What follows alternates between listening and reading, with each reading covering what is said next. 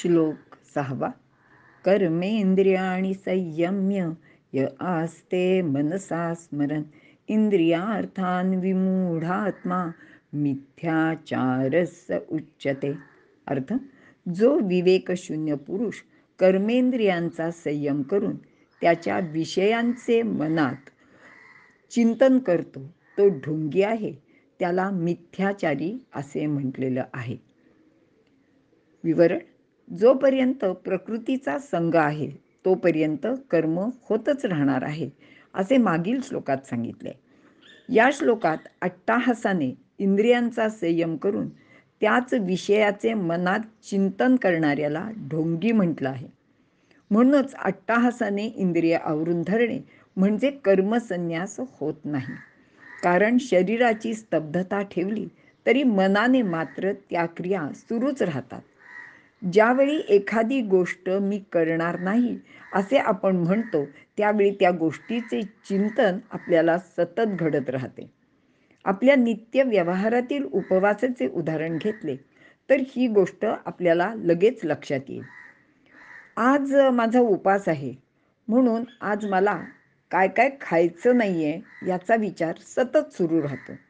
मग एखादा आवडता पदार्थ समोर आला तर आपण खात नाही आणि लगेच म्हणतो की अगं मला आवडतो पण नको, आज माझा उपास आहे ना. मग तो पदार्थ आवडत असून आपण कसा खाल्ला नाही याचे वर्णन करतो. जणू आपण एखादा मोठा पुरुषार्थच केला आहे असे आपल्याला वाटत राहते.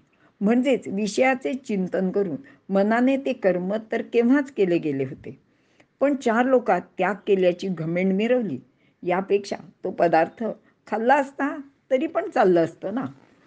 कर्माचे पण असेच आहे. आपण प्रत्यक्षात एखादे वाईट कर्म किंवा समाजात अगर कुटुंबात मान्य नसणारे निषिद्ध कर्म प्रत्यक्ष आचरणात आणत नाही, पण ते करावे असे मनात पुन्हा पुन्हा वाटत राहते. मनातल्या मनात दुसऱ्याला शिव्या देणे किंवा एखाद्याला चांगलं बदडून काढावं असं वाटणं किंवा त्याला एखादी जबरदस्त शारीरिक शिक्षा करावी असं सुद्धा वाटतं.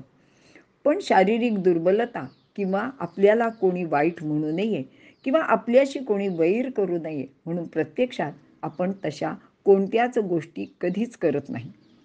पण या सर्व गोष्टी कर्मातच मोडतात. त्याचे बरे वाईट फळ मिळतच राहते. म्हणून मी कर्म करीत नाही असे मोठेपणाने कोणीच सांगू नये. कर्म करीत असताना मनःशांतीचा अनुभव मिळवावा यासाठी मनाचा संयम करावा, त्यावर नियंत्रण ठेवण्याचाही प्रयत्न करावा. आपल्यावर कितीही संकटे आली तरी घाबरून जाऊ नये. शांतपणे विचार करावा म्हणजे त्याच्यावर उपाय नक्कीच सापडतो. पण संकटाचे नुसत्या कल्पनेने काम करायचे सोडू नये. आणि अर्जुनाला भगवंत हेच तर सांगत आहेत. कारण कर्माच्या परिणामाला म्हणजे युद्धाच्या परिणामाला घाबरूनच अर्जुन युद्ध नको म्हणतोय ना. पण युद्ध न करण्याचे परिणामही मागील अध्यायात आपण पाहिले आहेत. जसे की भगवंत त्याला म्हणतात की अरे हे धरुनी अवकळा करीती, तुला अपशब्द बोलतील, तुझा अपमान करतील आणि आत्तापर्यंत तू मिळवलेली सगळी कीर्तीसुद्धा एका क्षणात नाहीशी होईल आणि अपकीर्ती येईल आणि अशा अनेक गोष्टी भगवंत त्याला समजावून सांगतात. आणि हे सर्व भयंकर असे भोग अर्जुनाला तर भोगावेच लागतील. म्हणून कर्माचा निरोध करू नको, प्राप्त कर्माचा स्वीकार करून ते मनापासून कर असं भगवंत अर्जुनाला सांगत आहेत. इथे थांबूया.